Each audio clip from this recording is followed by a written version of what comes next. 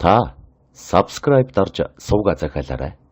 Мөн хонхон дээр дарснаар дараагийн шинэ бичлэг ороход танд мэдэгдэх болно.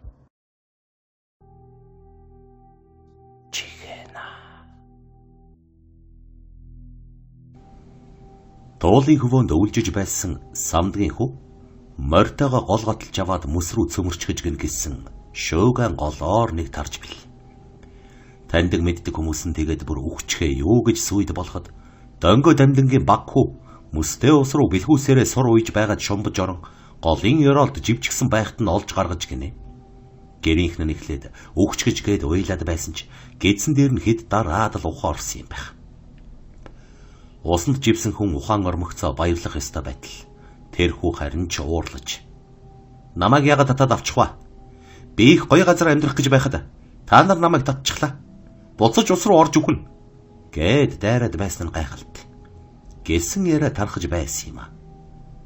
Тэгснээ удалгүй мөс рүү цөмөрдөг хүн савал хийвэл гол руу орж өгнө гэж дайраад байдаг болсон тул самдгийнх голоос холдож уул руу нүүсэн гин гисэн сураг сонсогдож эхэлсэн юмдаг. Сүүлдээ хүүгээ гэрээс ч гаргахаа болсон юм байх. Гарвал ус руу орж өгчих гээд байдаг нэг төрлийн мэдрэлийн өвчтэй болчихсон бололт. Гэртээ сууж байгаа мөртлөө л поошигтой усанд толгоогоо дүрчихэд бүтэж өгөх гээд байдаг болж гин. Устай холбоотой нэг хий юмд л хорлогдож тэ гэсэн яриа тархсан билээ. Харин зам болох үед энэ яриа овоо намжиж самдгийнх голтой ойрхон цусланд гарсан байна. Тэр үед тэдний гэрт орсон хүмүүс самдан хүүгээ сураар аргамжчихсан байна. Тэхгүй болцаадах нь гол руу орж өгчих гээд болдоггүй юм байх. Гэсэн яриа бас л тарж усан дунаж үхэх гээд байгаа хүүг нь харах гэсэн улс тэдний гэрийг зүгэлдэг болсон юм. Самдгийн хүү Гева хэмээх дөнгөж хор хурч явсан тэр хүү золгүй залуу гэрийнхээ хаяанаас мал шиг аргамжлуулчихсан суугаан үнэн байж билээ. Тэр бэр гэрт нэрсэн хүмүүст өвөл мөс рүү цөмөрч ороод юу харсан талаараа их л сонин зүйл ярьж өгдөг байв. Төвний яриагаар бол мөс морных нь хөлний өмнөр хаг үсэрч Гева хүүтэн ус болгон ухаан алдахта ингээд л үхтгийм байж дээ гэж бодож амжижээ. Гэтэл усан доороос хөгжим сонсогдох шиг болоод ухаан орж нүдэнийн харвал өнгөрсөн жил машинтайгаа живж өгсөн баахан гадаадын жуулчин загас адил хөвч яваа харагдчих. Мөн 2 жилийн өмнө үертэй ус гатлах гэж байгаад морьтойгоо живж өгсөн царин надмад хэмээх залуу их л танимхааран хөвж ирээд чи усан дунаж өгдөг их азтай хүн юм а. Хүмүүс гадаа шороон дээр үхэхээр сүнс нь халуун наранд их тарчилж зовдөг юм. Одоо үед хүн үхмэгцээ сүнс нь хой төрлийг тэр даруй олохоо болчихсон. Яагад гэвэл хитрхийх олон хүн төрж үхсэн болохоор сүнсний ертөнц тэднийг хүлээж авч чадахгүй болсон. Тиймээс эртхэн усанд л үхэл үлцээтэй. Чи бараг 2-300 жил үлгэрийн юм шиг сайхан амьдрнаа. Хүмүүс үнийг мэддэггүй байхгүй юу?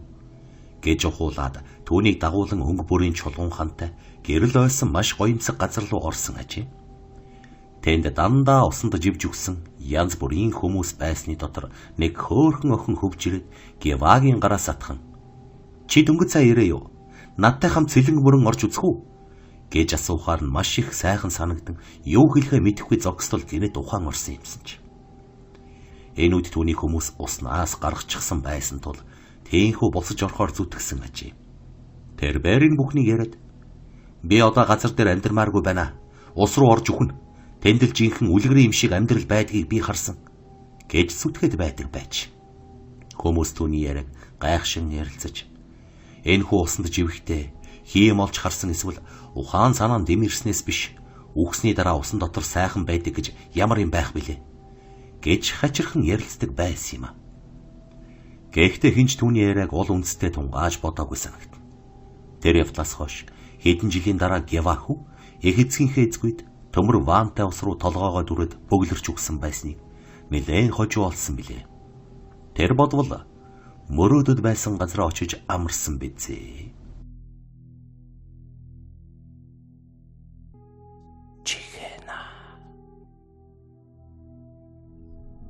Хадламжтай учирсан хээ үзэгдэл. Үдшийн бүрийн газраас ургаж тэнгэрээс унаж байна уу гэлтэй. Уулын хөндийг юу юугүй нөмрөн авба. Дорч хуйг майхныхаа амийг хаагаад Хүнжилдөө шурган лаагаад чимхэн унтраалаа. Хадланчид хэдий нойрсцоож зарим нь барьжгантал хорхирна. Түүний нойр хүрэхгүй хийдэмэл элдвийг болон хөрвөж хэвдэв. Элдв муу юм толгойд нь орж ирснээс тэрүү майхных намаар харагдах ой нэг л айдас хүргэм хүглийж горих хоржигнох тодхон сонсогдно. Гэтэл гинэд хүүхэд ойлгох шиг сонсогджээ. Буруу юм сонсвоо гэж бодоод чихээ тавин чагнтал яах харахгүй бяцхан хүүхэд ойлаад байна. Тэгснэ ганц хүүхэд биш. Бүр хэд хэдэн хүүхэд дуу дууга авалцсан уйлцгааж сүүлдээ ээрч чарлацгаан чихэн дээр нь час хатааж. Дорж хуйг мэгдэн сандарч айсандаа болоод хамаг биеийн хар хөлсөн цуврхан тэр. Энэ чимээнд огт ажиггүй унтаж байгаа бусдыгаа татаж чанга арай чамаас ирээлээ. Чи хийдэм юм сонсоо байлгүй. Эсвэл хардаараа биз гэж шоололдон унтахаар эргэж хэвтцгээ. Тэрбээр чив чимээгүй хөнжилдөө шургаж өнөөх чимээг чаг нархаж эхлэв. Хэсэг байцснаа мөнөөх хүүхдүүд уйлж эхнээсээ л дорхно чимээгүй болов. Ингээд дорж хуйг унтаж чадалгүй үүр цайлгав. Тэр өдрөөс хойш шөнө бүр тодорхой нэгэн цагт хүүхэд уйлахын түнд сонсогдсоор байв. Хамгийн хачиргалтай дорж хуйгаас бусд нь тэр чимээг сонсдоггүй байв. Шөнө болмогцол түүний толгойн оройны ус босч зүрхтэлсэн яаж өглөө болгохоо мэдэхгүй. Хэнэгнээс илгээсэн гисгэл цэвэрлийг биеэрээ амсан идэх мэд санагдан тарчлаа. Сүүлдээ айсандаа өвчин тусч замын машинаар буцахаар шийдлээ. Өвс ачих машин эрхийг хүлээж нэг өдөр өнгөрөөж байтал тэдний ойрхон хадлан авч байсан үрчгэр бор өвгөн майханд нь хурж ирж. Өвгөн тэдэнтэй хамт задгай гал тойрон сууж тамхиар тасарсан тэднийг дугуй хайрцагтаа дүнсээрээ дайлж. Хөөгүй ингэхэд танаа үгээр шөндөлөөр элдв дуу чимээ сонсогддгүй биз гэж. Энэ үгийг сонсоод дорж хуйгийн дотор арцган биеийн жихүүцтэл нэг нөхөр нь манай энэ хүн л шөнө болохоор элдв юм сонсдог гэдэл баахан юм яриад биднийг унтуулахгүй байгаа юм. Хэн мэдэх вэ? Баахан л хүүхэд уйлаад ундаг юм гэсэн. Одоо тэсгэ байгаад гэрөөдө харихаар зихэд энд сууж байгаа нь. Бидэнд бол сонсогдох юм юу ч алга гэв. Тэгтэл өнөөх өвгөн харин эхо танаахны эндээс шөнө нялх хүүхдийн уйлах дуу гарснаа чимээгүй болцоход байгаа юм. Тэр жил бас нэг иймэрхүү чимээ дуулддаг байснаа сүүлдээ болчихсон юм. Гэтэл энэ жил та нарыг ирснээс хойш дахиад л гарч эхэллээ. Гээд босоход нь тэд алмааран гайхан дагалдан босчээ. Өвгөн ямар нэг юм эрэх мэт майхныг нь тойрч баахан алхаж явснаа. Хаяа хатавчийг нь сөхөж үзээд үүдээр нь шагааснаа дотогшоо орчихжээ. Залуус эргэлдснээ. Араас нь орвол өвгөн ор дэрийг нь сандаачин гудас дэвсгэрийг нь сөхөж үзчих. Тэгснээ өвгөн эргэж чаралгүй. Танаа майханд ч юм уу? Эсвэл яг энэ газар нэг юм шөглсөн юм шиг байна. Гэж яоцгүй хэн хэлв. Гэтэл залуусын сониуч цан хөдөлж майхна буулган зөөгөө хуучин буураа ухаж гарчээ. Гэтэл зулаан битүүрч сэвлэг нь ургаагүй 7-8 улаан цурав нялхсан арга яс гарч ирв. Тэр хэлхээтэй яснууд олон шөнөө дорж хуйгийг айлгасныхаа бурууг гимших адил хөлийнхэн дор эвхрэлтэн цайраад өөрсдийг нь гисгэн тарчилгасан нүгэл тамдтыг занан зүхэх мэд нүдгүй ухархайнууд нь агуй мэд харлан харагдаж байж. Чихэна. Монголчууд эртнээс хутах сундаг гэж цээрлэн эрийг нь хүн рүү харуулахаас болгоомжилдаг зан шилтаа билээ. Түүнчлэн мэс гэж бидний ярьдаг үгийг чөтгөрийн цагаан толгойд хувиргалгүй тэрхвээр нь хэрэгэлдэг тухай нэгэн төвд лам сонирхолтой сэтэл гаргаж бичсэн байдаг билээ. Тэнд үгүйснэр бол хутга мэс нь угаасаа ямар чимээг эвдэн сүйтгэж зовлон гаслан үүсгдэг зориулагдсан хурц үзүүртэй байдаг бөгөөд түүнийг байн хар энерги дагаж хаач явсан гай зовлон үүсгэж байжд саяныг бахан хандаг юмсан ч. Иймээс ч монголчууд эзгүй хэрээс ямар ч уран гоё хийцтэй хутга олсон авахгүй хаяад явдаг уламжлалтай билээ. Тэгвэл энэ уламжлалыг орчин үед хүмүүс хайхаргаа болсноос эцэст нь хэлж баршгүй гайхамшигт өртсөн нэгэн явдлыг сонирхуулъя. Овөрхангай аймгийн Харьяат намдаг гэгчээр уулнаас дууга буулгаж яваад жалган дотроос харсан хүний нүд орой дээр гармаар хачин сайхан мөнгөн тоногтой хит хутаг олжээ. Сайн анзаарсан бол хутганы үзүүрт хатсан цус болвоо гэмээр бяцхан хар толб байсан ч намдаг анзаарсангүй. Харин ч бөө мөнгө болж магадгүй ид боллоо гэж баярлаад хумгүй өвөртөлж аваад мордсон гэдэг. Тэгээд гэртээ хараад ийм үнэтэй цайтай зүйл оллоо гэж гайхуулан сүйд болж юм. Энэ үед эцэг нь ихэд сэжиглэн хээрээс олдсон хүйтэн мисийг хизээ авч байлаа гаргаж хай гэж ууралсан боловч намдаг юу боллоо гэж хаях билээ. Тэрбэр удалгүй аймгийн төв орох ажил гарч нөгөө хутгаа төрүүлж аваад мордсон байна.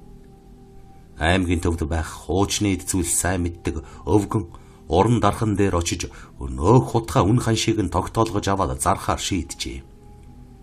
Уг хит хутга нь мөнгөн хуйгаа тооруулаад 12 жилийг гоёмсгоор товойлгож сийлсэн.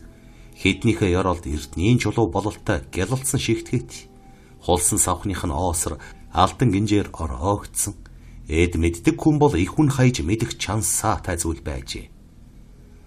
Өвгөн уран дархан хутгийг эргүүлж тойруулан удаан харж байгаад манай халахад хийсэн эд биш байна. Араб зүгийн холц орсон бололтой.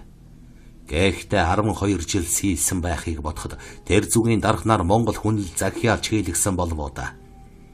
Хэтнийхээ голд очир алмаас суйрлуулсныг бодоход ямар ч байсан энэ хутга мөнгөөр бол элбэг 1,500,000-аас нааш үнэлэгдэхгүй эд байна. Гэж хэлсэн байна. Намдаг энэ үгийг сонсомогцоо жил тойрч байгаа өр ширээ бүрэн дарж цаана хэдэн төгрөгтэй үлдэх юм байна гэж бодчихъя. Тэр аймгийн төвд ноолуурын бөөний ченж хийдэг нэг найзаас жилийн өмнө 500,000 төгрөг зээлсэн боловч одоо хүртэл өгч чадаагүй явсан юмсан ч. Ингээд нөгөө найзтайгаа уулзаж хутгаа үзүүлээд хоёулаа хот орж Монгол банкны Эрдэнэсийн сангийнханд үзүүлж үн ханшийг нь тогтоолгоод үн хүргэж зарыг гэсэн байна. Аймагтаа л толгой баячуудын тоонд ордог түүний найз болдоо. Мөнгөнд дуртай, бас хуучны зүйлийн үн ханш сайн мэдэх нэгэн тул бараг тэр өдөртөө хот явъя гэж уриалаад намдгийг дагуулan өөрийнхөө машинаар ходод иржээ. Тэд банкротсонгүй. Гэхдээ л хуучин эд зүйл үнэлдэг баталгаатай газраар орж үзүүлтэл нөгөө хэд хутгийг 1,400,000 төгрөгийн зээлийн барьцаанд тавьж болно гэж хэлсэн аж. Тэрнээс биш жинхэнэ үнийг нь тогтоож чадсангүй. Ингээд хоёр найз сайн ярилцсны эцэст болдоо намдагта 700,000 төгрөг биелнээр тоолж өгöd үлдсэн 500,000-ыг нь өрөндөө суудгаж авснаар нөгөө хэд хутгийг худалдан авчээ. Хээр хэвтэж байсан эдийг өндөр үнэлэн зарж өрөө дараа зогсохгүй 700,000 төгрөгийн хонжоо гаргасан намдаг хундаг тавихгүй архицаар гэртээ харсан байна. Харин болдоо нөгөө хутгийг өөртөө хадгалсангүй. Түүний хамгийн бага охин дүүн аймгийнхаа цагдаагийн газрын даргын хүүтэй хуримлах гэж байсан тул нүнжиг зааж хурмын дээр нь хүргэндээ бэлгэлэхээр шийдэж. Хурмын өдөр болдоогийн бэлгийг авсан хадмын талынх нь ихлээд жаахан дургуйцсан ч үн цэнтэй эд гэдгийг нь дуулаад хөлн газар хүрэхгүй баярлцгаасан гэдэг. Харин хурмын дээр ирээд байсан нэгэн цагдаагийн ахмад ажилтан тэр гудхыг сонирхож үзээд "За байц. Энийг хаана гарлаад ямар ч байсан их л үдсэн хутга байх чинь" гэж эргэлзэж байснаа дуугүй болчихсон гэжээ. Гэтэл хурмын хоёр дахь шөнө хүргэн болох залуу арх хүн эхнэрийнхээ талынхан руу буюу болдоогийн ахан дүүс рүү дайрч эхэлжээ. Энэ үед болдоогийн аав нь амхандаа хүргэнэ загнадаг хүн болох гээд "Би чамайг ингэж агсраад байвал охин аваад харилаа шүү" гэд хэлчихсэн биш гай болсон юмсан чи. Агсам хүргэн хадам ахынхаа бэлгэлсэн хутгийг суугтатан гаргаж ирээд хүй гэхийн завгүй хадам эцгийг 3 удаа бүлж газар дээр нь хороогоо зогсохгүй. Хажуунаас нь хорих гэж дайрсан шинхэн ихнэрийнхээ хэвлэр нь хутгалж гидсийг нь цуулж орхисон ажээ. Энэ аимшигт явдлын дараа анх нөгөө хутгийг таньж ядаад байсан Ахмад сэргийлэгч тэр хутаг хөдөө суманд хоёр хүний амьд хүрээд зугтаасан амар баясгалан химээх хулгай чирийн гангараа болохыг гэнэт сонсон гэдэг.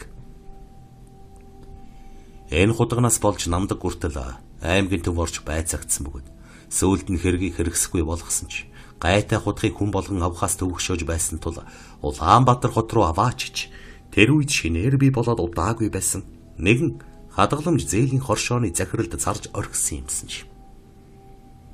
Энэ явдал одоогоос нэлээд хэдэн жилийн өмнө болсон явдал гэдэг юм билээ. Чихэна. Ан амтэн тэр болгон тааралдахгүй.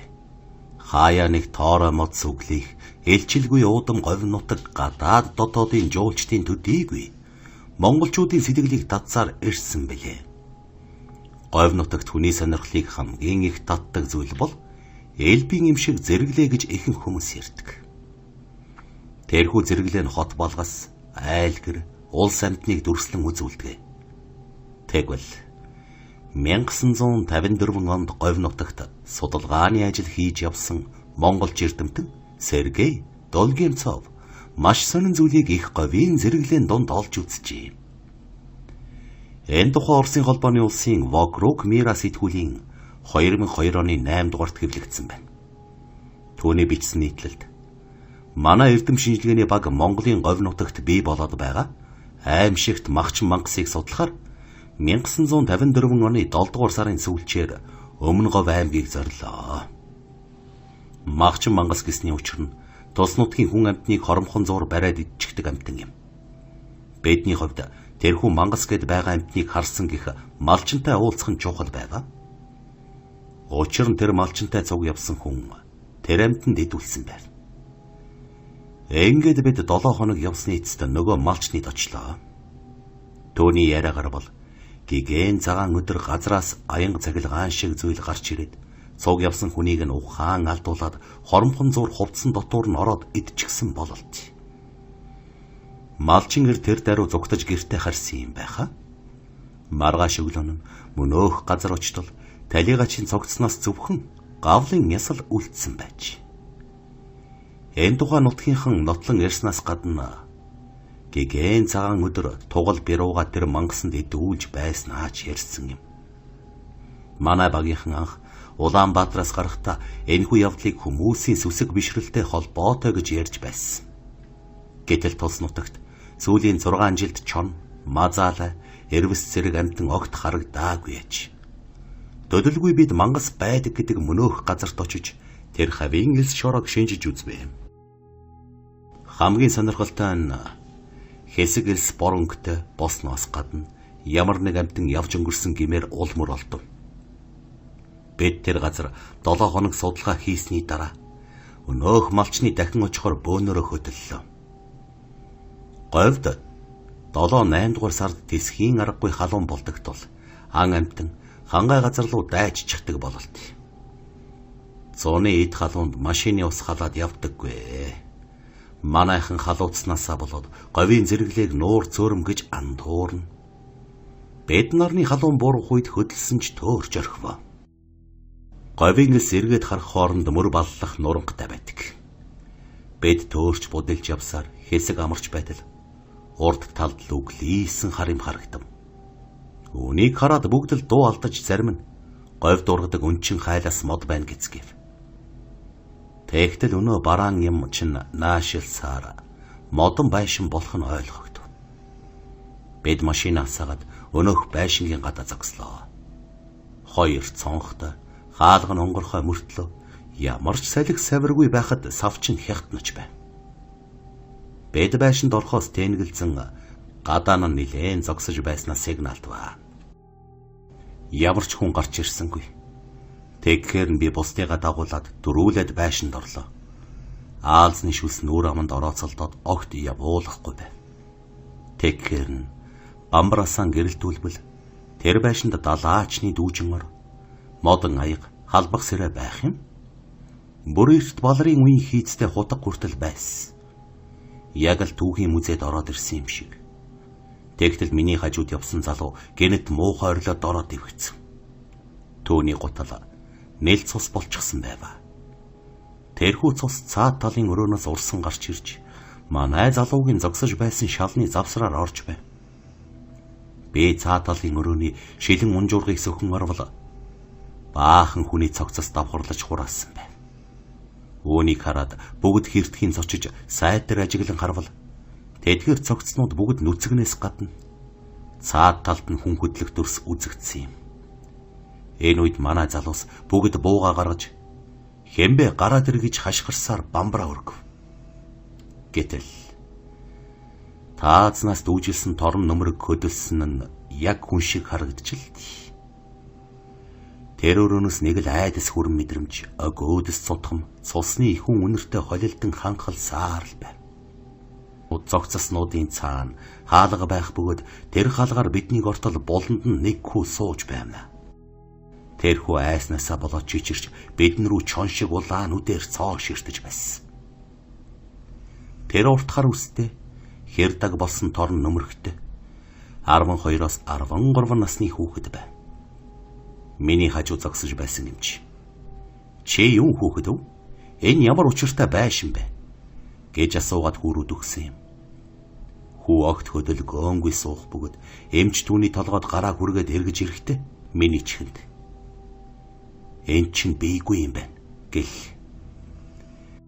Би гайхан хүүрүүд өгөж очоод толгойд нь гараа хүргэвэл хурууны өндгөнд ямар ч юм мэдрэгдсэнгүй. Харин энэ үед хүүхэд мэгшин уйлах чимээ хан таазнаас сонсогдож байв. Тэгмэгц бид гар хурууга энд тэнд хүргэж үзвэл ямар ч бодит зүйл байхгүй хов хоосон болох нь мэдрэгдэв. Мэг залуу бүр хан нэвтлээд гараад ирж байсан. Бүх юм элб зэрэглээ шиг гэрнэ айдас төрүүлэм энэ байшинд эрт дээр үед аимшигт аллага болжээ гэмээр санагдаж байсан. Тэгээд бид байшингаас гарч эрүүл агаар амьсгалаад тамхи татан сууцгаалаа. Гэтэл нөгөө байшин чинь цаашилсаар зэрэглээнд уусан алга болвоо.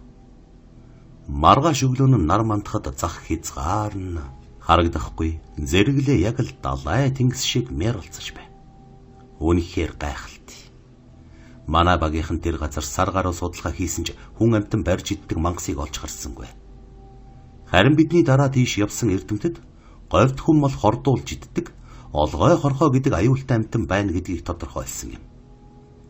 Энэхүү тохон чиний амтны дүр зургийг одоо хүртэл авч чадаагүйг бодоход маш нууцлаг амтан болох нь тодорхой байна. Харин тэр байшингийн хувьд гэвэл говийн зэрэглээний нэгэн гайхамшигт үзүүлбэр байсан байх гэж бид өөрсдийгөө тайвшруулдаг юм а. Дэлхийн ертөнц гайхалтай олон нууцтай хэдий ч Монголын говь шиг элбийн зэрэглээтэй гэж юу гэсэн байна.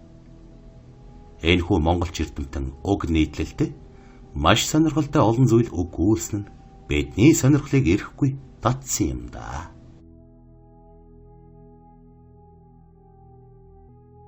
Чихэна.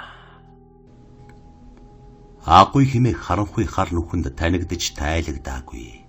Олон зүйл оршсоор байдаг гэж олон хүн үздэг. Алмас судлаач Равжруган олон жилийн өмнө хүн хар гөрөөсний мөрийг хөөж явахдаа алдарт 3 цэнхрийн агуу руу сонирхон орж үзсэн ажээ.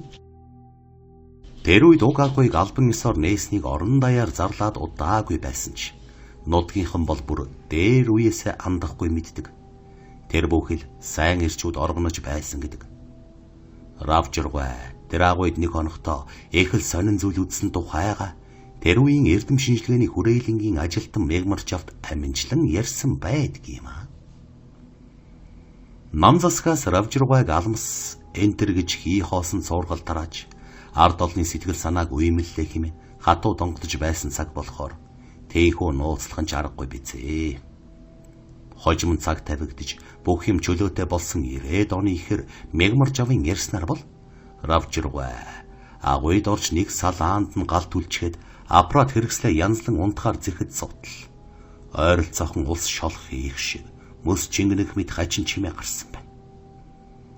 3 цэнхрийн агуу бол 100-аас 150 м урт, дотроо 3 салаа хонголтой. Манай орны хамгийн том агууны нэг билээ. Мань хүн чихлээд өдрийн бодол шөнийн зүуд болон мөрдөж яваа алмас нь энэ агуй дотор тэнэж яваа юм биш байгаа гэж горцсон аж. Равжругайтай хамт ховдын цуутай амчин Өлзийбат гэдэг хүн газарчлан явж байсан гэж. Өлзийбат бууга шүүрч аваад эрвс ороод ирсэн юм биш байгаа. Төрөөхөн үүдэнд эрвсний баас овоолостой байсан гэж хэлэхэд нь Равжругай. Юу ч болсон хоёулаа хөдөлгөөнгүй сууж жаахан харъя гэсэн байна. Энэ үед шавшалтан 13-4 орчим насны Охин нэг нохой шиг амтан дагуулчихсан агуй нөгөө хонглоос гинэтхэн гарч ирэхэд тэр хоёр мэл гайхаж бие рүүгээ харснаа. Равжиргаа эхлээд босч гинэ. Тэр үед нутгийн олны дунд алмас хулгайлж аваад олдгоо болчихсон эмэгтэй хүний тухайд домог яриа их байсан болохоор Равжиргаа алмастай нүгдсэн хүний хүүхэд юм уу гэж бодсон байгаа юм. Харин хамт явсан анчин Үлзий бат ууланд олон жил тэнэгтээ тэр нүцгэн охины дагуулж ава нохоо шиг төрхтэй үзлийн амтныг өмнө нь олж хараагүй болохоор эхэл сэжиглэн буудахад бэлэн буугаа сумалчхад эрдэмтэн өвгөний ханцуунаас нь татаж суулгасан ажээ. Хожим нь Үлзий бат тэр хачин амтан зэрлэг гахаа чон хоёрын ирлиз гэмээр харагдсан гэж ярьсан боловч тийм амтан байх ёстой гэж өөрөө баталж чадаагүй гэдэг. Гайхсан хоёрыг босч чадахгүй, сууж чадахгүй твдэж байх хооронд үзэшгүй араатан дагуулсан нүцгэн охин чихний хингэрэг хаглам хачин муухай хашгирсаар цаашаа зүгтчихсан гэж. Равжиргаа араас нь нэхэж хөөх гэсэн боловч анчин Үлзий бат татгалзаад зөвшөөрсөнгүй. Алмсын эрэлд явсан хоёр ийм сонин зүйл олж харснаа тухайн үед нутгийн зарим хүмүүст ярьсан гэдэг. Түүнийг сонссон хүмүүс агуйн эзэн сүнстэй таарсан байх. Эсвэл лусын охин тэнэж явсан ч юм уу гэж таамаглаад өнгөрчээ. Хожим нь Равжиргаа Алмсын мөрөөр хэмээх тухайн үедээ дуйлан тарсан номоо бичиж байхдаа 3 цэнхрийн агуйд үтсэн зүйлээ дотор нь оруулсан боловч үзэл суртлын редакторууд ийм хий үзэгдлийн зүйл бичиж болохгүй гэж хориглоод хасч өргсөн гэж. Эрдэмтэн судлаач эзгүй уулын агууд чухам юутай таарсан нь одоо хүртэл нууцлаг хэвээр хоцорчээ. Мөн 90-ад оны дундор Булган аймгийн Гуртын урд ширэнгэн доршдог жижигхэн агуйд орсон 10 дугаар ангийн хэсэг хүүхэд сонин зүйл харсан гэдэг. Нутгийн хүмүүс тэр жижигхэн агуйд ховор бурхан нуусан гэж ярьдаг учраас хүүхдүүд шохоорхоод очиж үзсэн юмсан жи. Тэмч том гүнзгий биш, ердөө 20 м хэрийн гүн агуй боловч хүүхдүүдийг чулуу зөөж байх хооронд агуйн цаад хонголд хүн ханиах чимээ гарсан байна. Тэд автомашины тижэл үүсгэгчээр сэргэлсэн мотоциклийн том гэрэл барьж орсон учраас цэлийтлэн тусгаж харвал уранхай хүрм нөмөрсөн папаах малгайтай залуу цаашаа харчихсан ёолоод сууж байсан бөгөөд хажууд нь яг л эрвс шиг шинж төрхтэй амтан араа шүдэ ар заалгаад сууж байгаа нь харагдчих. Хөөхтүүд үнийг хармагцаа айж орилтон агуйн үүд рүү чихэлдэж гараад гарсан хоноо гэрэл чийдингээ дотор нь оргисноо мэдсэн гэдэг. Гэвч хинч буцаж орж зүрхэлсэнгүй. Харин маргааш нь ах нар нь бөөнөрөө ирж агуй руу орж чийдингээ авсан байна. Гэтэл тэр үед ч бас агуйн цаад болонд хүн гингэн ёолох шиг дуу гарсан тул царайн зэвхий цайсан залуус санд минь гарч ирж. Тэд агуйд нэг хүн байна. Оргодол хулгайж бүгж байгаа юм биш бидтэй. Оргол буу тайж байж мэднэ гэж хэсгийн төлөөлөгчдөө хэлж цаатах нь буу гарч идэн барьсаар орсон боловч юу ч болсонгүй гар мухар гарч ирсэн гэдгээ. Энэ явдал ингэс хийгээд намжиж мартагдсан ч хамгийн гол нь агуйд байсан хүний дэргэд мөн л үл мэдэх нэгэн араатан байсан нь гайхалтай. Газар доорх ертөнцийн нууц баг багаар илрэн гарч ирж байгаа ч юм билүү. Агуй болгонд тайлагдшгүй нэгэн зүйл нойрсож байдаг гэсэн үг. Тийм ч хоосон зүйл биш бололтой. Чихэна.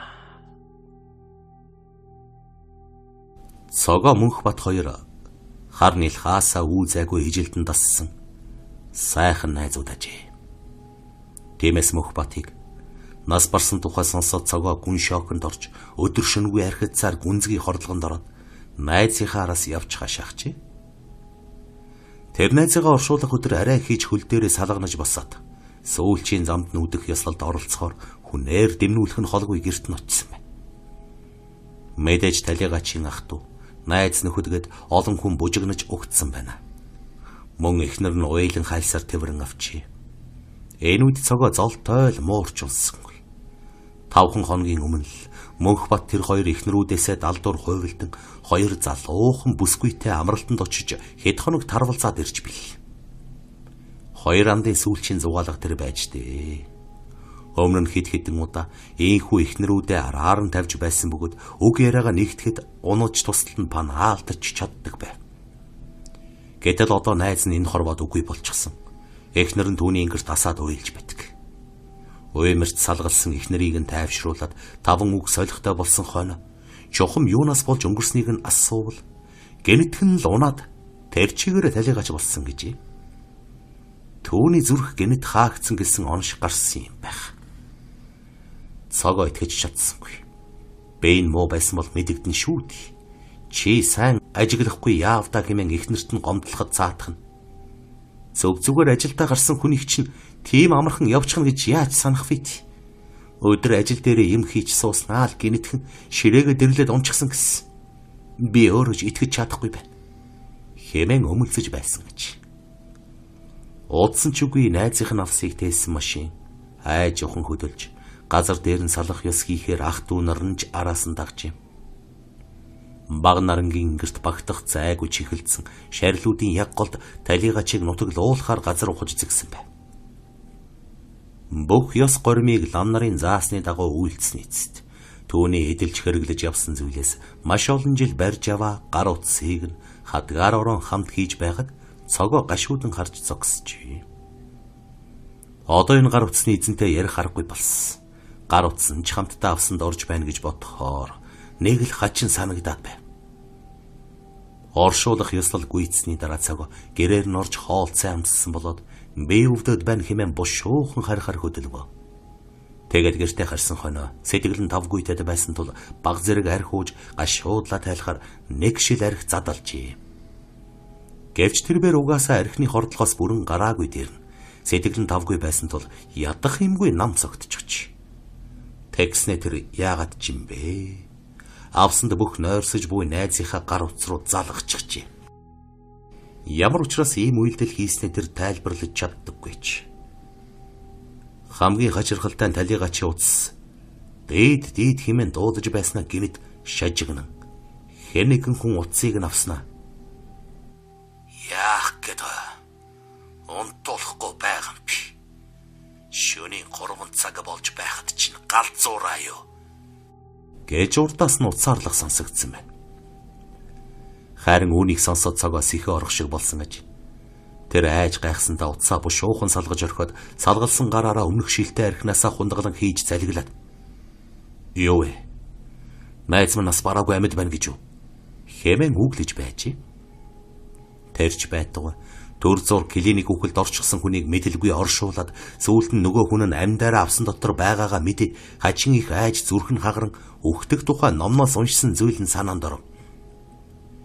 Гэвч яванда биднийг явмагц булшухдаг хүмүүс найз ямаа навсыг ойлгоод гар утсыг нь авчихсан байх гэж бодоод. Арайчт хүн ийм муухай болох гэж өгөхстэй хүртэл амар байлгахаа болж гэх мэтэр халаглаж байтал гэнэт утсан жингэн дуугарва. Харвал талигач найзынх нь авсан дотор хамт хийсэн тэр утаснаас түүн рүү залгаж байж. Тэр цочсондоо золтой л утсаа шидчихсэн. Гэхдээ айжмдаа тавьширч найз минь амьд байж магадгүй гэсэн горьтой утсаа авмагцаа. Хэмбэ гэж асуувал өөдөөс нь чи хүнийг үхэхээр таньхаа байчихдаг юм уу?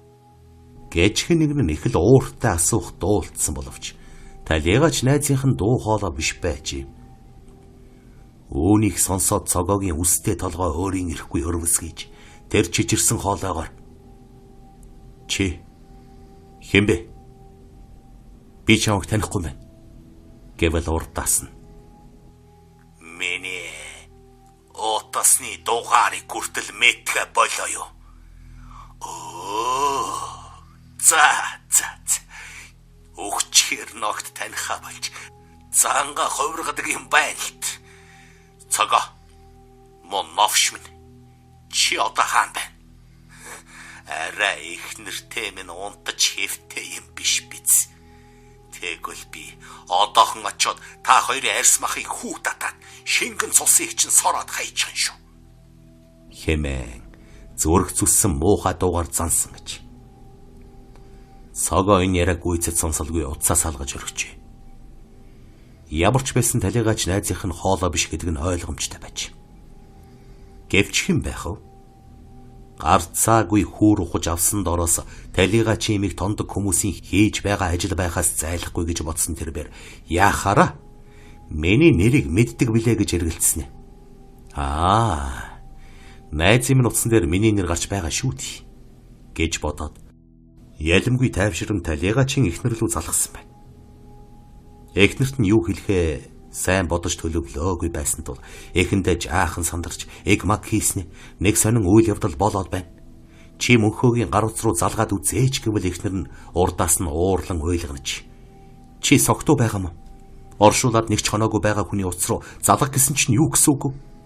Хэмээн өөдөөс нь гомдлсон аж. Цогоо нэлээд сандарч. Үгүй. Хүмүүс түүний шарилыг ухаад байх шиг байна. Сая миний утас руу талига чи утаснаас үл таних хүн залгаж тухуурхаад байна. Чи зүгээр залгаад үзэлтэй гэж архины халуунаар палхи итэл хэлж орхижээ. Бүрлээ чи ихнэр ууралсан бололтой уцаа тэр даруй салгаад хайчихч. Цогоо буцаага залгах гэж оролдож байтал ахиад л гар утсан дуугарсан бөгөөд харвал талига чи номер гарч иржээ. Уцаа бол урдаас нь. Цогоо чи мо юу гэж новшроод авгаар маань яриад байна. Чи намайг үхсэн хүн үг гэлж чадахгүй, өндийгөд ирж чадахгүй гэж бодож байна уу? Би дөнгөж сая та хоёрын ярихыг чинь сонслоо. Ахяад яриад үзээрэй. Хөрсөн доогуур дамжаад хөнжил дотроос чинь гараад ирж чадсан шүү. Би үхсэн ч гэсэн амьд байна. Үхээд хүн дуустдаггүй юм байна. Харин чулам хүчтэй болж ховирдгийг би одоо мэдлээ. Миний хажууханд оршуулсан 18 та охин бид хоёр одоо булшнаасаа гараад хамт сууж байна.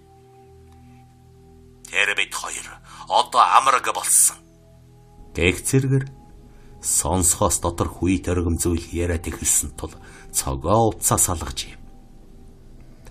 Хэдэн мөчийн дараа утсандаа хяалал хангинаад ихэлсэн тул бүрмөсөн унтрааж орхисон байна. Гэвч тэр шүн нойр нь хүрсэнгүй. Тиймээс дүүгээс ирэж ахиад архинд явуулан нэг мөсөн тас үсрээд унаад өгчээ. Гэвч зүүдэнд нь талигаач найз нь ирчихсэн. Би та нарыг нэг сайн чадъя гэж бодлоо. Худлаа үхсэн юм. Авсан дотор хэвтэх янзын гоё шүү. Чи худлаа үхэж үзэхгүй. Хэмээн түүнийг шарилын нүх рүү түлхээд байна хэмээн хар даран сэрэв. Сэрэд уцаа асаагаад удаагүй байтал гэнэт дуудлага ирж дэлгэцээ харвал талигач найзынх нь ихнэр төөн рүү залгасан байлаа. Аббал дуу хоолой нэг л сандарч дүгшсэн янзтай чичирхийлж байсан бөгөөд. Өглөө миний утас руу бүрлэчийн гар утаснаас мессеж ирж намайг бүр айлгачаад байна. Чи өөр чинь юу яриад байсан бэ? Хурдан хүрээ дээр. Би хоёр дүүгээ дуудчихсан. Юу болсны газар дээр нь очиж үзье. Нэрэ хүмүүс шарилыг нь ухаад утсыг нь аваад явчихсан болов уу гэж бодоод сууж ийн. Би уг нь утсыг нь унтрааж хийсэн шүү дээ. Гэхэн тэр. Ямар ч байсан нэг л хачин зүйл болоод байна гэж гадарлсан цогоо цай чамсалгүй гарч такси бариад найзынх руугаа жирэлгэж. Хүрээд очвол талигачийн ихнэр нөхрийнхөө хоёр дүүг дуудуулчихсан. Нэг нь лам залхаар гараад явчихсан байж. Найзынх нь ихнэр цогоо кармагцаа бие барьж чадалгүй хөөлж мэлмрүүлэн угтсан бөгөөд өглөөгөр өөрийнх нь утас руу ирүүлсэн мессежийг унших гэж утсаа өгсөн ажээ. Авч үзвэл би үхээд 3 цагийн дараа дахиад амилсан. Цогоо та хоёр нэг удаа намайг эзгүй хойгоор өвөр төрөндөө орсныг би кино үзэж байгаа юм шиг нэвт харсан шүү. Мо гिचим. Өрчөн хүртэл та хоёр хоорондоо юу яриад байсан бэ? Би дуртай үедээ босч очоод та хоёрыг алж чадсан шүү гэсэн байж. Цогоо ихэд балмагцсан. Баяртай найзынхаа ихнэр рүү хараад өөрийн ирэхгүй харц бууруулж. Үнэхээр нэг тийм явдал нэлээд хэдэн жилийн өмнө болсон ажээ. Гэвч түүнийг хэнч мэдэх ёсгүй. Маш нууц үлдсэн гэж сандаг байтал одоо ийхүү үгсэн хүн мэдчихэд мессеж бичиж байна гэж бодохоор гал зуурмаар санагдана. Одолгүй нэг дүүн лам дагуулсаар орж ирэхдээ цогоо руу маш муухай харсан байна. Энэ үед цогоо тэнэг хүүхэн чинь мессежээ дүүнэртээ уншуулчихсан юм байхт. гэж хавталцаад сууж чадсангүй. Ингээд бүгд машин сууж өчигдөрхөн бүр л ээжийг нудаглуулсан газар руу хөдлөвөө. Тэднийг очиход Шарил яг л өчигдөр янзалсан хിവэр хэнч гар хүрээгүй мэд цэвэрхэн харагдаж байна. Гэвч ихнэр нь Шарлийг нээж харахаас нааш сэтгэл нь амархгүй гэж зүтгэсэн тул цөм хурц Жото барин цементийг өвдөд авсыг нь дээш татан гаргаж иржээ. Авсны тагийг нээхэд доторх зүйлд хэнч гар хүрээгүй хിവэрэ байсан бөгөөд гар утас нь унтраастай хിവэрэ байж. Ламтан жаал ном уншиж судар эргүүлж байснаа. Сөөнс нь гар утсандаа хорогдсон байж магадгүй. Би авч яваад эвдэж хэмхэлж тонилгоо далд хийж өгье дөө. Ахиа та нарыг зовоохгүй байх. Гэж хэлээд гар утсыг авчий. Ингээд хэдүүлээ Шарлийг ахин буцааж янзлаад машиндаа сун хөдөлцгөөсөн байна. Гэтэл хөдлөөд холдоогүй байтал цогоогийн гар утас дуугарсан ажээ. Танихгүй дугаар байхаар Навтал урдаас нь та нараа яагаад миний утсыг аваад явчих вэ? Гэхдээ надад найз охины маань утас байгаа шүү. Та хоёр бүр хойлдчихсан дүү нарыг маань хүртэл дагуулж ирээд утас дээрэмдэж байна гинэ. Аль би авгатайгаа яри. Гэхийг нь сонсоод самгарцсан цог эхнэрт нь уцаа үг дуугээс харвасан байна. Эхнэр нь уцыг нь аваад сонсч сууснаа. Гэнэт царайгаа ховиргон уйлж. Чи минь одоо юу болж ховирчхад явна вэ? Гэхийг сонссон лам. Айлва. Наад уцаа нааш нөгөдөх. Гээд утсыг авсан байна. Гэвч лам түүнтэй юм ярилгүй шууд л жамбал бау жидэр чимбадан гүндэ самбоо дэйн дэвшиндэ химэн жамблын ерөөл уншаад эхэлсэн байна. Түүнийг уншиж тусаад залгуулан ерөөлийн хааныг уншиж эхэлсэн бөгөөд сонирхолтой цаанаас нь огт гонж таслахгүй хүлээцтэй сонсож байснаа гинэтхэн. Гэссэн битүү дуугараад нэг эмэгтэй хүн. Яагаад та нар түүнийг алчихва? Хэмээ муухай бархирснаа утсан салчихжээ. Ламт нь найзынх нь гар утсыг тэдний нүдэн дээр хар утанд хийн шатааж үнсийг нь гурилтай зууран балин хийж зүүн хойд зүгт булсныхаа дараа одоо гайгүй. Сүнсэн тонилсан байх. Хажууханд насар хүчтэй төөрсөн сүнс таарад явуулалгүй хоргоосон бололтой гэж хэлсэн байна. Энэ явдлаас хойш цогоо талигаа чин ихнэр хоёр муу санаалан утасныхаа дугаарыг өөрчилсөн бөгөөд ахиж тийм ёрын зүйл тохиолдоогүй гэдэггээ. Чихэна. Хөдөө суманд хэдэн сар томилолтоор ажиллахдаа нэг сонин яриа тэмдэглэж авснаа сонирхол. Тодорхой шалтгааны улмаас сум орон нутгийн нэр усыг дуртахаас цааргалж намайг тэр суманд очихоос өмнө их л хачин учир битүүлэг замтай ойлгомжгүй хүн тэр суманд амьдарч байгаад нүүж утсан ажээ. Тэр хүн анх нүүж ирэхдээ сумын захиргаан сүлжээний газар засварчнаар орсон байна. Өөнийхээр тэнд оронтоо дутаж байсан тул хэнчүүл таних хүн ирээд цахилгаанч нар ажилд ороход гайхсангүй. Гэхдээ сумын засаг даргын ч юм уу сургуулийн захирлын хамаатан байж таарна хэмээн таамаглацгааж байж. Саранхүү хэмээх 40 насны тэрээр ажилдаа гаргуун чадвартай нэгэн боловч гэртээ огт гэрэл асаадаггүй сонин зуршилтай хүн байж.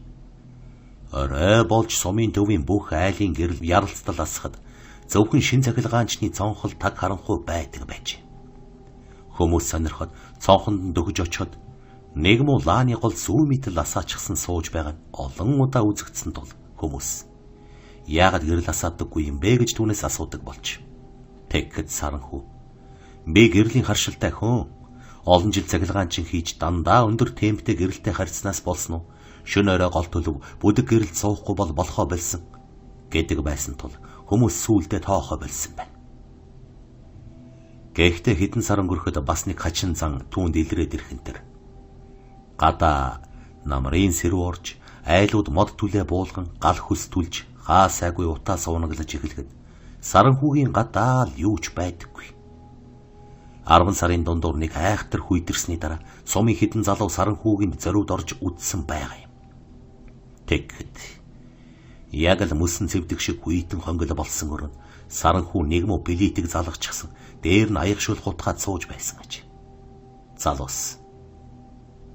Чи ингэж Хөлдүүс царайлт суухаар манайхаас ганц хэрчэн мод шуудаа нүүрс авчраад галлаж дулаахан суугач гэхэд би насаараа ингэж өвлцсөөр байгаад сурчсан юм аа гэсэн хачин хариулт өгчээ.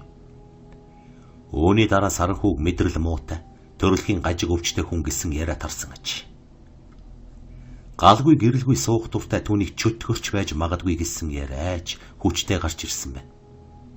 Хүүхдүүд ч болохоор чөтгөрийн цонхон дээр очиж юу хийж байгааг нь харыг гэлцэх болж. Тэгэж байгаад тэднийг сонин таамаг яриаг ахин гаргаж иржээ. Тэр нь юу вэ гэвэл үл мэдэгдэх сонин авиртай цагилгаан ч юм аа. Харанхуй өрөөндөө цор ганцаар дуулж суудаг юм байхаа. Түүний дуулахыг сонсохоор сумын хэрэг дуртай хідэн хүүхэн цонхон дээр нь очиж чагнаад уярсандаа бараг л тэндээ осгоод өгчих шахсан гэлцэж бай. Ийм нэг учир битүүлэг хүн өвлийн ихэн сартай золгож байтал бүрч гайхалтай учрал болжээ. Баруун аймгийн ч юм уу нилээн алс голын автобустай уран сайханчид уг сумаар дайрч гарах замда тоглолт хийсэн юмсан чи. Зах зээлийн үед нилээд ховорцсон дагшаа хөгжмөнтэй, арбаад хүний бүрэлдэхүүнтэй, ардын дуу бүжгээр голдуу тоглодог хамтлаг байж. Хэдийгээр уг уран сайхны багийн ахлагч нь хаалган дээрээ зогсчихсан билетэй эгэл нарийн тасалж байсан ч тоглолт эхлэмэгц мөнгөгүй хүмүүс гуйж, нэг гуйдж, нэг аргалсаар цөмөөрө дүрж ороод бяцхан гүлүүбэ дүүргчихсэн аж. Ингээ тоглолт эхэлжээ. Эхний 2-3 номер явж зарим уран сайханчийг дахиулсны дараа тайзан дээр нэг зэрмийсэн цагаан охин шанз барьсаар гарч ирсэн байна. Тэр охиныг уг нь гойлон гоог дуулна гэж хөтлөгч нь зарласан боловч тэр шалуур үл мэдэх өмнө нь хинч сонсож байгаагүй тийм дууг шанзд нь дуулжээ. Тэгтэл энэ үед тайзны хажууд нэг согт хүн очижчихсан явж байгаа үзэгдсэн аж. Тэр хүн гараас авчин дуулсаар тайзан дээр гарч очиход юун согт хүн байх вэ? Галгүй гэрэлгүй амьдарсаар чөтгөргөж дуудуулдаг болсон цахилгаан чин Саранхуй амандаа дуу аялсаар гараас авчин явж байгааг бүгд харсан байна. Төвний арх уудаггүй сумаараа мэдэх тул их сонин үзэгдэл боллоо гэдгийг цөм ойлгосон ч уран сайханчид нилээн айсан бололтой нөгөө дуулж байсан охиноо тайзны араар чирээд оруулчихсан байна. Саранхуй яг л уран сайханч шиг тайзан дээр сүхрэн сууж гараа сарва хун цэнгийн хоолойгоор уянгалуулан дуулахад сумынхан нийтээрээ алга нийжигнүүлэн ташжээ. Шөнөн тэдгээр уран сайханчид явсны дараа хэсэг залуу Саранхуйгийн гэрт нь очиж хайсан боловч олдоогүй гэдэг. Нөгөө байшин нь галгүй, гэрэлгүй хിവэр эзгүй эрен хоцорч он удсны эцэд оюутнууд байрлсан ачи. Энэ яраг хүүрэнсэн улс тэр шөнө манай суманд ирж тоглосон явуулын уран сайханчид ч зүгээр хүмүүс байгаагүй байх. Нэгнээсээ төрчихсөн 2 өөр газрын сүнс бэбинэ хүлээгээд байж байсан ч юм билүү. Учир нь амьд хүнд байхгүй, шинж төрхтөө тэр цахилгаан чинь алга болсны дараа ямар ч сураг ажиг гараагүй шүү гэж тайлбарлсан юм аа.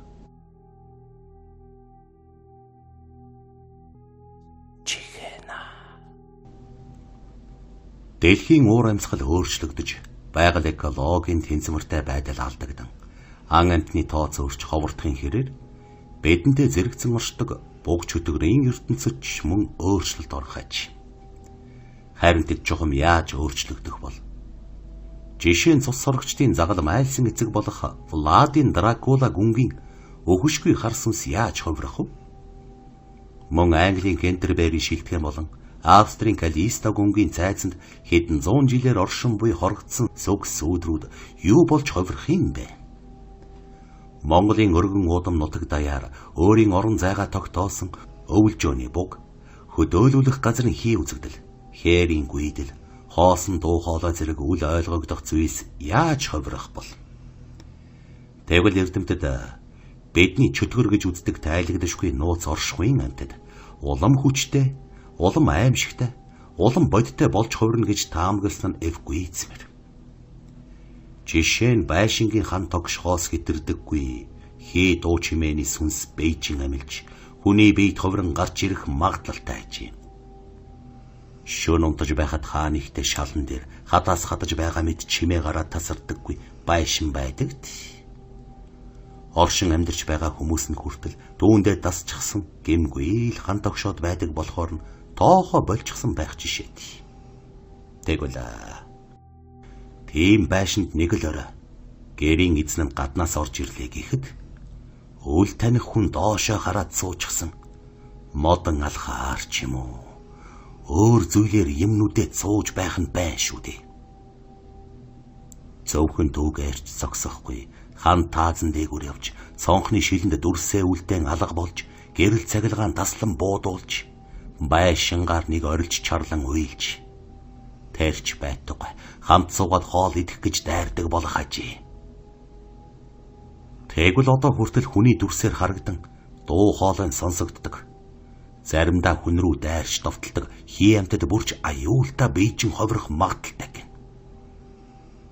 Жишээ нь хөдөөлүүлэх газар хүний нэр усаар дуудан морины хүл тушиж заримдаа нүцгэн шалдан үс гизгээ сэгсийлгээд гүйж харагддаг хий амтад яг л аимшигын кинон дээр гардаг шиг хүний махаар хоолтдог амтад болж ховирч магадгүй ч. Учир нь энэ ертөнцийн уур амьсгал солигдсон огцом ховирч байгаа тул бидний далд нууц ертөнц гэж нэрлэдэг үл тайлагдах тэр оршихуйн амтад хүний орон зайг эзлэн амьдрах юм байхаа. Нэгэн цагт энэ дэлхий авраг махчин үлэг гөрвлүүдээр дүүрэн байлаа гэж археологчид үздэг шиг яваанда бидний амьдарч буй газар дэлхий 9 шидийн үзэгдэшгүй муухай амьтдаар дүүрсэн орон зай болж ховирох бололт. Жирийн хүн хүртэл хүний мах иддэг, махчин болж хувирна гэсэн таамагч гарч ирээд байгаа. ертөнцийн уур амьсгал солигдохоос гадна шүтлэг бишрлийн орон зай солигдоход хүртэл хүн ёр булсын үзэшгүй амьтан болж ховирдаг гэж. Үүний тод жишээ нь манай эцэг дээдэс Махчингийн жил гэж байсан тухай ярьдаг явдал. 1932 оны Шамбалын дайн буюу шашны лам ховрог үнэн сүсэгтнүүд ардын засгийн эсрэг зэвсэгт бослог гаргасан явдал 20 мянган лам нарын амьд хүрсэн гэдэг. Үндэсний эсэргүүцлийн энэхүү тэмцлэр Монголд олон 100 жилийн турш оршин тогтнож байсан буддын шашны ухамсарын хүчтэй нөлөө хомигдсон бил. Ан амьтад үхэж хорогдох, уур амьсгал огцом дулаарахтай энэ зэрэгцэх үйл явдал болсон гэсэн үг л дээ. Ховьсгалын эсэргүү бослогыг хүчээр нухчин дарч, сүм дуганыг үе олноор нь шатан, том толгой лам нарыг цаазар аваачсны дараа Баруун аймгийн аслагдсан бөглүү хязгааруудад Махчин хэмээх айхтар амьтан бий болсон мэдээ тархсан бил. Тухайн үед Монгол ардын хувьсгалт намын бүгд хурлын протоколд хүртэл Баруун аймагуудад тархсан Махчин хэмээх хий цуу яриаг ном хотхон дарж ардын дунд шашны эсрэг сурталчилгааг нэмэгдүүлэх хэмээн бичигдэж үлдсэн нь уг яриа хичнээн өндөр авч байсныг гэрчилнэ. Тухайн үеийн хөгшчүүдийн ярианаас үзэхэд 1933-аас 1934 оны хооронд хүн барьж иддэг Махчин гээч амьтан Монголд бий болсон бололт. Анх Хөвсгөл аймгийн нутгийн цаг эдрийн голын орчмоор эзгүй айлын герт асар хүчрхэг булчинлаг бийтэй ус сахалдаа баригдсан нэг амьтан хүний багал зурт шууд асан барьж идэж байхыг тэнд явсан залуус хараад Шэнэтэр сумын хошууны тамгын газарт мэдгдсэн гэдэг. Тэрхүү том бийтэй Махчныг эсэргүү бослохын үеэр төгж жанжны зэрэгт явж байгаад ширмэн бөмбөгөөр бөмбөгдөх үед ухаан солиорсон даншгийн зан гэмтэл дорж мөн гэж зарим нутгийн хүмүүс ярьж байсан боловч нотлогдоогүй ажи.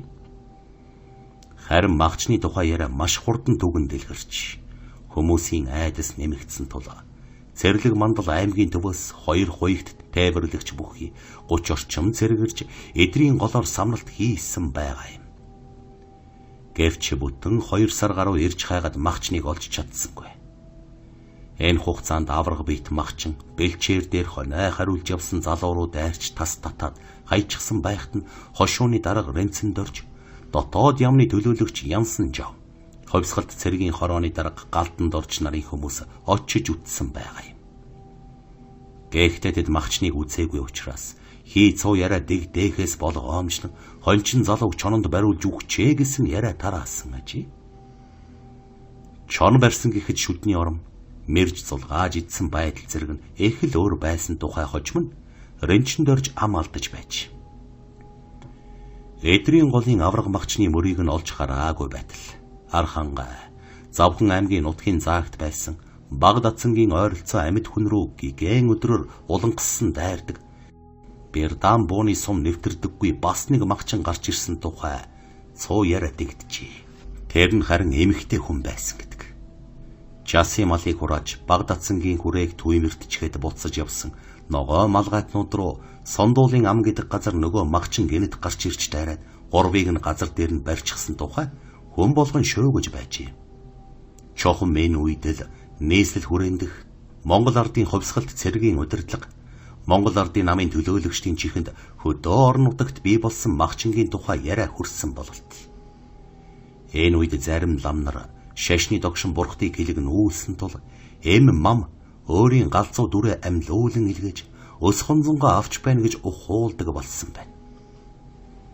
Дээр хоёр магчингийн учрыг олж амжаагүй байтал Баян Хонгор аймгийн нутаг ламын гигэний хийдийн ойролцоо бас нэг магчин бий болсон гэдгээ. Энэ магчин Орос цэргүүд аэропланаар мөрдөн хөөж дээрээс нь тор шидэн барилжлаад ямар амтан болохыг нь судлахаар нутаг руугаа авч явсан гэж. Монголоос барьсан магчин хойно аваачиж зөвлөлт холбоот улсын эрдэм шинжилгээний тусгай анги урт удаан хугацаанд судлаад учрыг нь тайлж чадалгүй 1942 онд Сталинград руу Германууд дайр хуяар устгасан гэдгээ. Харин Архангай, Завхан, Говьалтай, Өвөрхангай, Хөвсгөл, Дундгов зэрэг аймагуудын нутагт ганц нэгээрээ зарим үед 2-3 уулаа нийлдэг магчин бий болсон сураг тасралтгүй сонсогдож байсан ч дийлэнх нь хоосон цуу яриа байсан нь эргэлзээгүй. Учир нь хэрвээ тийм олон магчин бий болсон бол Монгол улс дэлхийн нийтийн анхаарлыг татах байсан нь эргэлзээгүй. Гэхдээ тухайн үед манай орон хаалттай хувьсгалчдын хавчлага дор шашны талын ямар нэг яриа гарахыг тас хоригддог байсан тул бүх зүйлийг нуун дараад өнгөрсөн байж ч болзошгүй. Ямар ч байсан эдрийн голын авраг бит магчин хувьсгал цэргийн ангийн отряд бүслэлтэнд оруулж байгаад Максим пулеметоор буудан устгасан гэдгээ. Тэр үед цэргүүдтэй хамт газарчлан явж байсанд орж болом хожим нь ярихтаа. Ямар ч байсан түүний хүн гэхэд хэцүү болсон байв. Өөхөхдөө асар олон буудулсан тул нүүр аманч бас танигдхаа болсон байсан. Ер нь 1-2 буудах цэргийг бол магчин тоодоггүй юм байна лээ. Морьтой хүний өдөөс илүү хурдан шалмгаа гүйдэг тул барьж явахд их төвөгтэй. Бид нар түүнийг буудуулж өгсөн хойно царайг нь таних гээд юрч чадаагүй.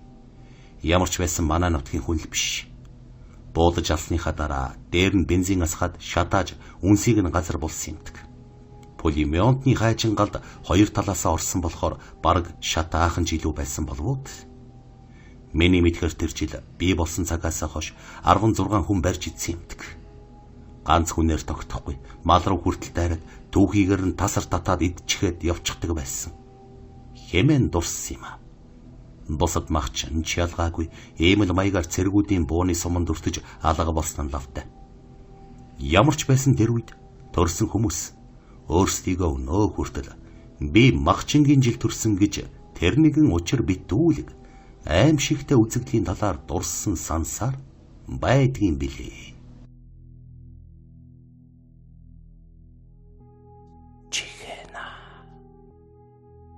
Анх 6 дугаар ангид байхдаа хажуу али маань 9 дугаар ангийн банд ангийнхантайгаа оршуулгын газар очиж хоноод галзуурчхаж гин гисэн аимшигтай мэдээ сонсож билээ. Тэр үеэс эхлэн надад холын хол байх үл мэдэгдэх оршуулгын газар гэдэг хачин жигтэй зүйл харанхуй шин боломгц хажууд дөхөн ирэх шиг санагддаг болсон юм. Өмнө нь би оршуулгын газрын тухай огт мэддэггүй байлаа. Яагаад гэвэл би хүн үх хийгч хараагүй байна. Манай арын гудамжны хүүхдүүд хүмүүсийг үхмэгц биеийг нь шууд машин дачиж аваачаад цементэн дор хийгээд газар булччихдаг юм байна гинлээ. Дээд хашааны бурмаагийн авыг үхэхэд баахан хүмүүс том модон хайрцагт биеийг нь хийж аваачаад хээр булччихсан гэсэн. Бурмаа авыгаа цементэн доороос гаргаж авна гэж уйлаад дайраад байсан гэх мэт сэртхийн эвгүй зүйл ярьсныг л боддог байв. Сүүлд нь оршуулгын газар ангийнхантайгаа хамт очиод галзуурчихсан дэрмэ хэмээх бандыг эмнэлэгт хэвтэж байхад нь сонирхон очиж харсан билээ. Төөний нүүр аман дээр чөтгөр хатсан ямар нэг шинж тэмдэг байна уугүй юу гэж хамгийн их сонирхож байсан санагдав. Дэрмэ хэмээх намхан бор банд их л юм бодсон шинжтэй доош харан гөлийж аав ээж хоёрынхоо асуусан зүйлд хайнга дуухан хариулаад зогсож байгаа нь өрөвдм өөрч юм шиг харагдаж билээ. Өмнө нь түүнийг хөл бөмбөг өшөглөөд гүйж явахт нь хаяа нэг харж байсан юм а. Тэгэхэд лав ийм томоотой дуулууртай харагдахгүй байсан санагдана. Тэршин болсон явдлын талаар хүмүүсийн ярьж буйг сонсоход 9-р ангийн хэдэн жаал чөтгөр шулам гэж байдаггүй хэмээн маргаж байгаад сүүлдээ шөнө оршуулгын газар очиж газар дээр нь үзэхээр шийдсэн ажээ. Цөмөөрөө гарч идэн хутаг урт төмөр турбаагаар зэвсэглээд сумын төвөөс баруун хойш нилээн зайтай оршдог булшны газрыг зорж утсан байна. Тэднийг сумын төвөөс гаран алхсаар байтал замд нь шөнийн харанхуй нөмөрч нилээн орой болсон хойно оршуулгын газар хурж ирцгээсэн бололтой. Тэд очимгцсан хамгийн захын шарлын хавтан дээр игнэн суулцгааж авч гарсан цай усаа гарган ууж зарим нь авч очсон хүнсний зүйлээ идэх. Цөмөөрөө л зориг зүрхтэйгээ бибидээ гайхуулах гэсэн хэрэг бизээ. Анх тэдний хурч очимгцсан оршуулгын газраас хідэн хар хэрэг муухай гуаглан нисгэд эгээтэл бүгд тараадгүй ч гэсэнгүй. Харин хідэн мөчийн дараа шувуу ниснийг мэдмэгцээ эхэд тайвширч бибинэ шоолон хөхрөлцөр шарлын хавтан дээр сууцгаалсан ажээ. Тэднийг толгойлж очсон Гамбат гихч ангийн дарга сэтэр зүвсэн хөвгүн гинэтхэн. Хаан байна тэр чөтгөр чинь? Юу ч байхгүй байгаа биз дээ. Хэрвээ чөтгөргээ чамтан байсан бол хэмээн ухуулагчиг ярьж байтал булшин дундаас гинэт нэг хүн тачгантал инээгээд игэлсэн байгаа юм. Хөөхтүүд цөм айж босхийг завтахад Гамбат тэр дороо маш зоригтой дөрүүзүүлэн гарч хидинг асаагаад энэ бол хүн биш. Херсимо шар шувуу гэдгийг би та нарт нотлон харуулна. Гэснэ шарил руу гэрэл тусглаа. Гэтэл гарч хидингийн гэрэлд шарлуудын дундаас сүүмийсэн урт сүүдэр шиг амтэн өндийн босч ирсэн. Ууршин жижигрээд цав цагаан хувцастай хүүхэн болон хувилсан байна. Үүнийг харсан хөвгүүд яг л охид чиг чарлалтан хуйлархад Гамбат ахин өмнө нь гарц цогсоо тэднийг зоригжуулж эхэлжээ. Тэр барыг л дайны үеийн комсомолт шиг гавья байгуулж пионерын үнэн сонин гарахыг хүсч байсан нь гарцаагүй. Гамбат хоолойгоо засч ирээд нөхдөө энэ бол фосфор юм уу? Физик элементийн урвалд орсон ямар нэг тайлагдаагүй үзэгдэл болохоос өөр юу ч биш. Үүнээс айх хэрэггүй. Би одоохон очиод та нарын нүдэн дээр энэ дүрсийг гараараа барьж харуулъя гэд урагшаалгасан байна.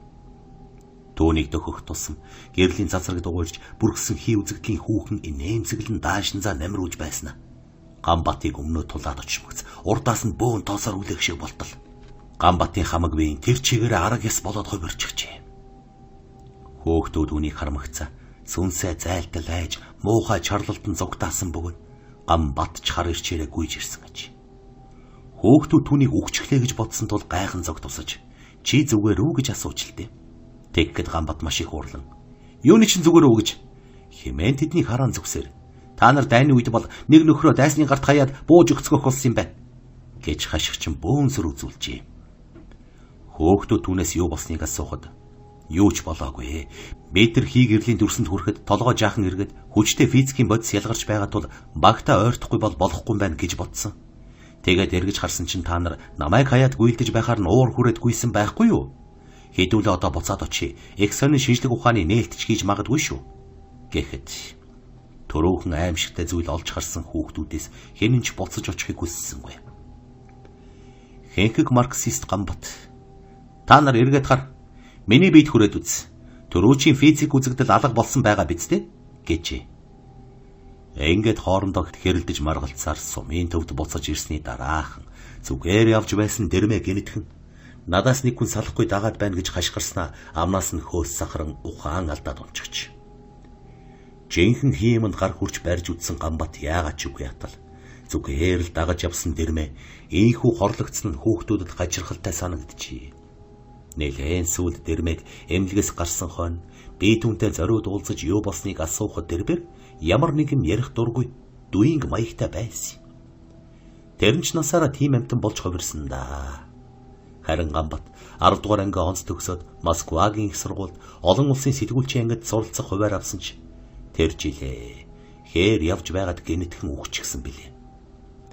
Морьтой явж байгаад гинэтхэн байдгаараа ярваан ивхөрлөж байгаад арайхийн морноос бөмбөгцөө газар сөхрөө зүрхэн зогсчихсан гэдэг. Тэр үед хүмүүс шарлын газар очиж хиймэнд гар хүрснээс болоод урт насалсангүй. Харин ч өөрөө физикийн буюу шинжлэх ухааны тайлагдашгүй нэг үзэгдэлтэй таарлаа гэж үнэн голоосоо итгэсний хүчинд тэр дороо үхэлгүй жил хэртэй амьд явсан байх. Түүнээс биш. Их том хорлолтой учирсан хүүхэдтэй гэж ярьсаар байж билээ. Чихэна. Сүнс нь биенээсээ гарч бүгдийг үзэж яваад буцаж иржээ. Амьд байдлаа үхсэн хүн байх юм. Амьгүй болсон ч амьдарсаар байдаг хүн гэж байх юм гэдэг бол шүлэг философийн хэлэх хэрэглэгдэх хүн байх. Амьд байдлаа үхчихсэн юм шиг болсон хүнийг шинжлэх ухаанд клиник үхэлд орсон гэж дүгндэг бол шашинд сүнсэн зайлсан гэж нэрлэдэг. Хүн сүнсээ өөрөөс нь гарч одохыг ихэвчлэн анзаарч мэддэггүй нь сүнс гэдэг хичнээн гэрэл гэгээ шиг үл баригдагч шинжтэй гэлдэг. Даалдыг харах хувцастай хүн л тэр бүхнийг харж барьж олж онож чаддаг гинэ. Баруун Монголд даалдыг харах хувцастай төрсэн хүнийг нүдээр юм үздэг хүн гэж нэрлэж ирсэн байна. Хүн гэдэг ер нь нүдээр л ямиг үзэхээс биш өөр ямар тухаараа харалтай биш. Энэ нь монголчууд буруу ярьж зөвөр ойлгодгийн жишээ ч юм уу. Эсвэл нүдээр юм үзэх гихчийг үл мэдэгдэх даалдын далд хашилттайгаар ойлгож хүлээж авдаг оршдогч билүү хэн мэдлээ. Урьянхаа омгийн цайхур шидтэн гэж тэр нутгийнхны хэлж заншснаар нүдэрээ юм хардаг нийгэм байжээ. Түүний тэр ид шид хар багаас нь илэрсэн бөгөөд нүдэрээ юм үзэх бэлэггүй усан уйлхай хараатай хүмүүс түүний харсан үдсэн гих бүхнийг үгүйсгэж нутаг усандаа ямар ч өрсөлдөгчгүй худалж төржээ хэмээн цуурцгааж байж. Цайхурыг аав нь нэг удаа дагуулж ховдын шавар хотод очин зах зээлээр явж тухайн үедээ л соёлыг үзүүлж нүдийг нь тайлсан байна. Тэр үеийн ардын хувьсгал ялаагүй байх цаг. Цайхур хүү ховдын далбан навчтай уляасан төглийн сүудэрт аавтайгаа хамт сэрүүцэн сууж байгаад энэ өдөр хан хашаа удахгүй дуу хууранд нурна. Зүүн хад зүгээс нэгэн аргил баргил хоолойтон хүн ирж туйл хайлахад хэрэм нурна гэжээ. Цайхурын аав нь манжийн амбан үгүй бол монгол үгүй. Биднийг хамгаалж хадгалж байгаа нь манжийн ач. Амьд сэрүүн амар жимэр суугаагийн маань утга учир нь ч манжнараас хамаарна гэж тэр үеийн боолчлын үзэл сурталд мухарч гүйцсэн хүн байна. Аав нь цайхур хүүгийнхээ амийг алгаараа дарж хажуугаар нь явж зүрх хүмүүсийг сонсчих вэ гэж сүнсэн зайлтлаа ажээ. Тэгэж их айж байгаа нь хөдөөний хоцрогдлын туйл болсон. Малчин эрд үндэсний үзлийн өнгө язоор байсан юм шиг байгаа юм. Түүнээс хойш хэдэн сарын дараа намар өвлийн цагаар Монголын үндэсний эрх чөлөөний хөдөлгөөн ширүүсч ховдын амныг дайлах үеэр Хатанбаатар магсарч ав. Манлайбаатар Дамдын сүрэн нарын цэргийн сүрсүлт Хемрыг нь дуудаж Барчин гэдэг туйлч Бум эрднийг хайлч гэн гэсэн яриа баруун хязгаараар таржээ. Цайхур хүү. Ава. Би тантай амбны хотод очихдоо сангийн хэрмийг туйлч хүн нураана гэж хэлсэн шүү дээ. Гэж мөрийг авч байгаа юм шиг аавынхаа амийг нь асууж байв. Цайхур шидтний урдаас гарч хэлсэн мэрэгэн цэцэн харааны нэг л тохиолдол нь ийм юм. Тэр нэгэн дотны найздаа үл үзэгдэх буг чөтгөр хорлонд сүнсийг харж тэдний дунд бодит хүмүүстэй уулзаж зөрж байдаг тухайга ярьдаг байж л дээ. Мэдээж найз Жамян нь цайхур худлаа хэлж манига цаашлуулж байна гэж боддог байв. Нэг удаа тэр хоёр айлуудаар хисч яваад бусдаас зайдуу буусан ганц гэрт буужээ. Цайхур хэлж байна гэн. Энэ гэрт сүнс нь биенээсээ гарчихсан нэг эмэгтэй байна. Гэхдээ сүнс яг тонилчхоогүй гэжээ. Жамянч нөхрөө цаашлуулан тэр сүнс одоо хаана байна гэхэд цайхур чи харахгүй л дээ. Гэрийн гадаа хэвдэж байна. Нэг чөтгөр түүнийг шороогоор булгах гээд чадахгүй байна гэжээ. Хаана гэхэд тэр гэж заасан газар нь нохооны идэвэр байх бөгөөд дотор нь орог сааралд өнгөтэй угаадас байх юм гин. Хусмаа чамлсан хүүхэд гэдэг шиг тэр идэврийн доторхыг үнэрлэж үзээд нэгэн цагаан өвчүүтэй хар нохой голж байгаа бололтой. Урд хоёр хөлөөрөө идэврийн хажуугаар газрыг самардаж байж ядж байв. Тэр хоёрыг гэрт ороход үсэн сэгсийсэн буурал өвгөн нүүрнийхээ бүх арсыг ганцхан хамар дээр аваачаад цуглуулчихсан. Өөртөө тохиолдсон тэр их зовлон зүдгүүрийг давахгүй гэлтэй гуниглан сууж байв. Утаанд хар халтар болсон өмгөр муу гэрийн зүүн талд нэгэн бүсгүй ойр ойрхон зовирлож хажууд нь байхын аргагүй хараад сууж төвчшгүй яжээ. Өвгөн тэр хоёрыг онож ядан бас харцаараа тэмтэрч барьж үзэж байна уу гэлтэй хараад бүх зовлонгоо тоочж. Өвгөн газар дээр ганц охинтой юм байжээ. Гай болоход тэр нь үзэсгэлэн гоогоороо үдсэн харсан болгоныг гайхшруулж олон эр хүний нүдний хэр халтсан юм гин. Цайхуур өвгөнт гэлсэн нь. Өвчт хүн эхлээд гарынх нь хуруунд зовөр үүсч тэгээд байж суухын аргагүй орилж хашгираад байсан уу гэж. Өвгөнч толгой дохин яг тийм яаж мэдээ гэж. Тэгээд цайхуур бүсгүйн гарыг хоньны сүүлээр хэсэгтээ жигнэж байгаад тэр зүйлээ гаргаж мөнөө хөлбөрөх шахсан нохойд хайж өгчээ. Түүнээс хойш хэсэг хугацааны дараа өвчнөдөө орилж хашгиран байж ядан байсан нөгөө бүсгүйч тайвширч удалгүй амгалан гихч нунджээ. Цайхуур шидтэн тэндээс явах замдаа Жамианд бүсгүйн сүнсийг биенээс нь салгаж хорлох гэсэн чөтгөрийг хоньны сүүлээр хүсэл шунлыг нь таглаж аргалсан гэж хэлв. Цайхуур шидтэн хэдийгээр далдыг харж урдчлан сэргийлж чадах хүнч гэсэн өөртөө анхаардаггүй нэгэн байжээ. Нэг удаа цайхуур шидтэн мориноосоо унаж хэдэн хоногор ухаангүй байжээ. Тэгээд ухаан орсон даруйдаа түүнийг ухаангүй байсан хэдэн хоногт болсон үйл явдлыг хэлж байсан гэдэг. Түүний ярьсан нь миний нүдэнд нэгэн онгорхой агуйн амсар шиг ахар юм харагдаж байснаа саарлаж улмаар цав цагаан гэрэл дүүрж ирсэн ээ. Би өөрөөсөө салчихсан. Тэгэхдээ миний бие хоймрын модон орон дээр ямар ч хөдөлгөөнгүй хэвтсэн. Эхнэр маань уйлж хашгиран гашуудж ах дүүс гэрээр дүүртлээ цуглаж миний хөшиж хөрөх шахсан биеийг дэмээл манаж сахиж байсан. Би тонны цамхраанаас дээш гарч бие орхиод холдож явахгүй хэд хонсоо. Шөн болоход тонны тэндээс бууж биеийнхээ хөлийг дулаацуулах гэж оролддог байв. Намайг хинч тоохгүй, харж анхаарахгүй байсан. Зөвхөн миний биеийг л намайг гэж ойлгодог бололтой. Хүн гэдэг чинь биенээсээ салж болдог. Гэхдээ өөрийн хүслээр байж болдоггүй юм билээ гэсэн байна.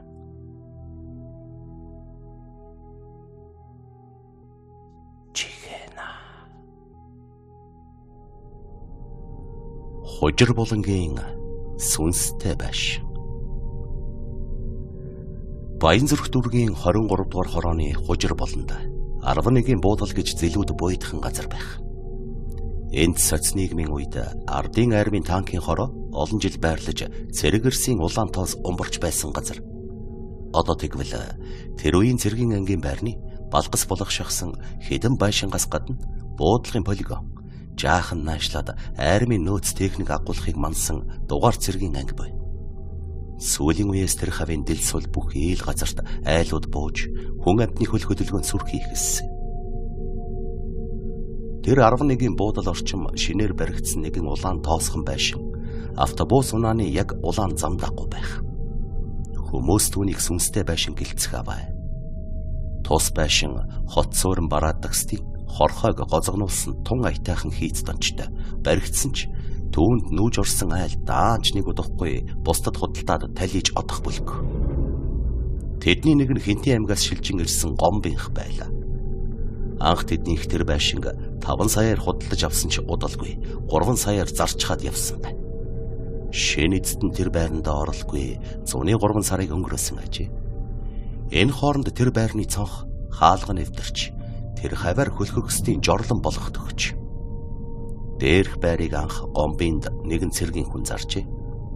Гомбоос тэр байрыг нь дундгойвоос ирсэн маамхүү гэдэг нэгэн хижээлээр авсан байгаа юм.